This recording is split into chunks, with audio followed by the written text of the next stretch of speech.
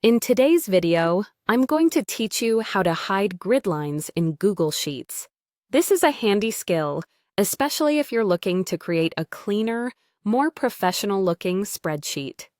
Grid lines are those faint lines that divide cells in a sheet, and while they're helpful for data entry and organization, they might sometimes clutter the presentation of your spreadsheet.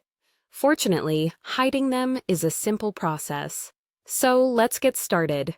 First, you'll want to open up your Google Sheet in which you'd like to hide the grid lines. You'll notice the menu running across the top of your sheet, which serves as your main navigation point.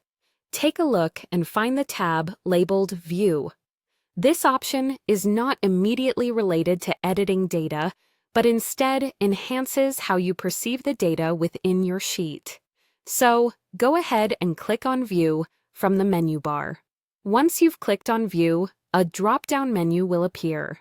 This menu gives you several options to adjust various viewing settings in your spreadsheet. In this drop-down, you'll want to look for the Show option. Show is the key to controlling various visual elements in your spreadsheet, such as grid lines, protected ranges, and formulae, just to name a few. Move your mouse down and hover over Show, and it will bring up a side menu with additional options specific to the visibility of certain elements on your sheet. From the side menu that pops up after you hover over Show, locate the Grid Lines option.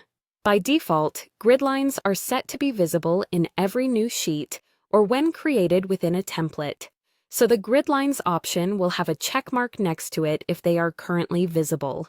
To hide them, you simply need to click on Grid Lines.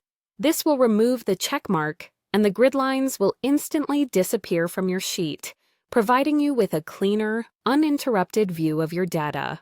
And there you have it. You've successfully hidden the grid lines in your Google Sheet. Hiding grid lines can be particularly useful if you're preparing a worksheet for presentation or print and want to maintain a streamlined look. Additionally, it can help direct focus more on content rather than the structure. Remember, if you ever need the grid lines back for data entry or organization, you can always reverse this by following the same steps and reselecting grid lines. I hope you found this tutorial helpful. Feel free to re-watch any parts if you need a refresher or drop any questions you might have in the comments.